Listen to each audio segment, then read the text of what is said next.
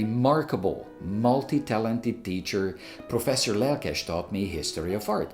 Even his name matches his character. Lelkes means enthusiastic or spirited.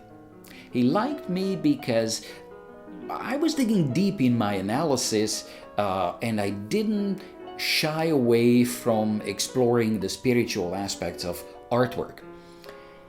In a philosophical moment, he said, Zolt, beauty is going to save the world. Beauty? In an aesthetic sense, how would that work? Saving the world, as in salvation in a religious sense?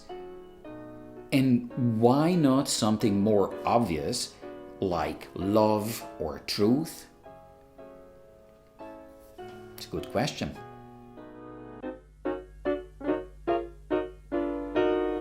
Is beauty subjective or objective? Is beauty merely in the eyes of the beholder, or there's more to it? It's a never-ending debate. I'm not a talking textbook. There's no way I can even attempt to summarize the relevant reading material on this, but I would be glad to share a few things that shaped my view on beauty.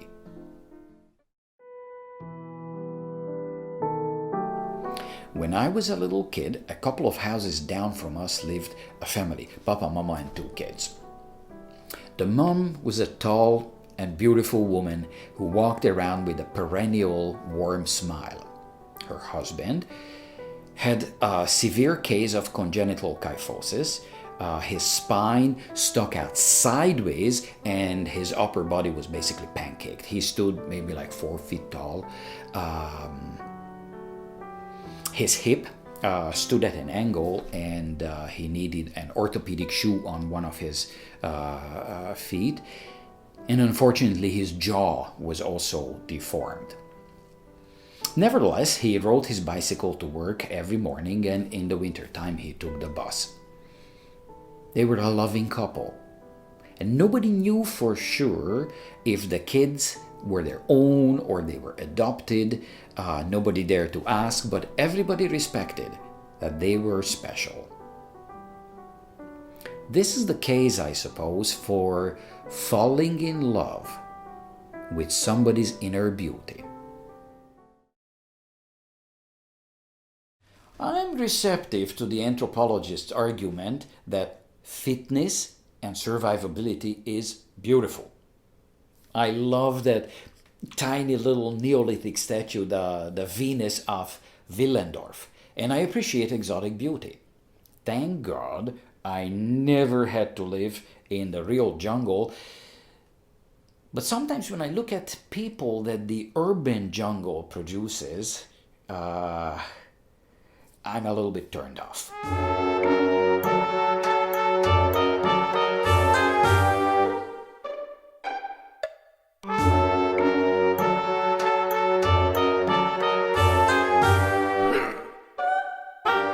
The farther we get away from nature and natural things, the more weird it gets. A strong, healthy woman whose head is screwed on right, a low maintenance, elegantly simple design that keeps functioning reliably, now that looks beautiful to me. Does money and power make somebody beautiful? I beg to differ.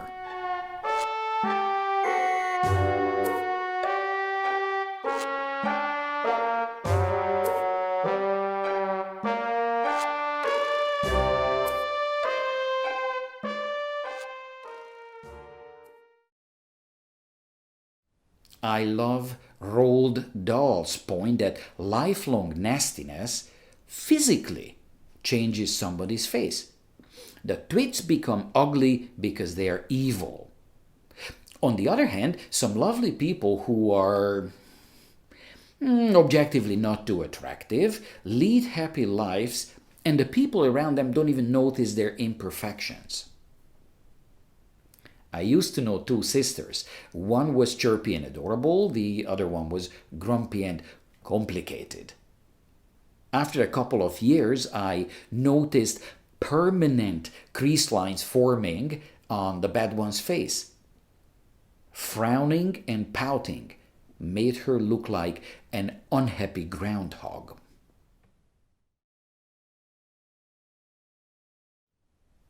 Beauty in math is huge. It is found in elegant simplicity. I don't have a deeper understanding of this, but Einstein's passion makes sense to me.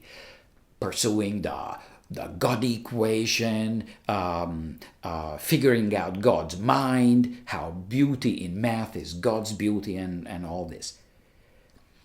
The beautiful order in the universe cannot be ignored, and it inspired many great minds.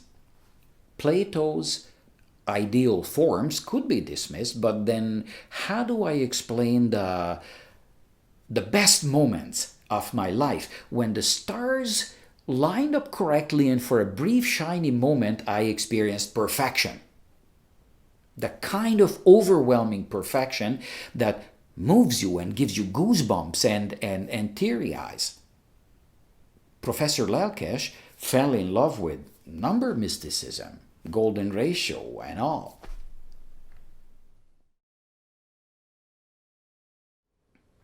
My father had a Friday evening ritual. When he finished his work week, he put things in order.